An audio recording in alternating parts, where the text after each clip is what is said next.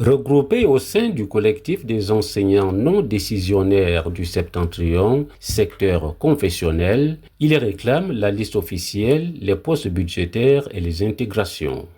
Si nous sommes aujourd'hui regroupés ici devant le gouvernorat, c'est suite au constat qui a été fait par ce collectif.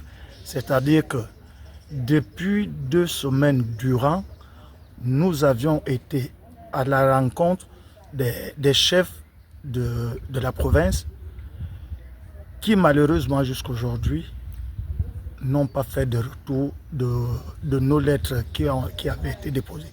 Donc du coup, on s'est dit que vu cette négligence de la part des autorités, il fallait qu'on décide tous ensemble de quoi faire.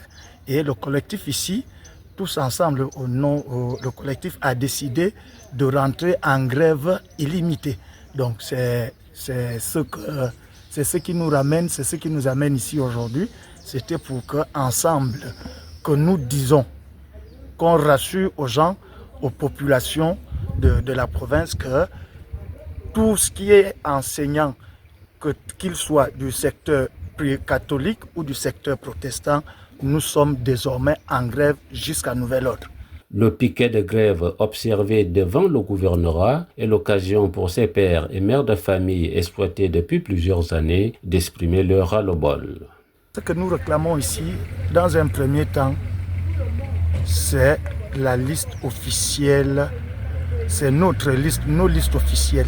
Et de deux, le plus grand de nos réclamations, ce sont des postes budgétaires. Pourquoi? Parce que aujourd'hui, on se demande, le chef de l'État, son Excellence Brice Clotaire Oligui Nguema, arrivé au pouvoir, lors de ses premiers discours, a dit ou nous a octroyé 1000 postes budgétaires.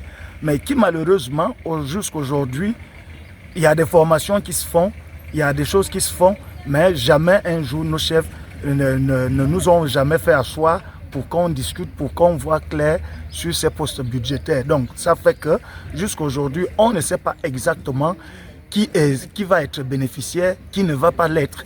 Un mouvement d'humeur qui risquerait de causer du tort auprès des apprenants, surtout ceux en classe d'examen.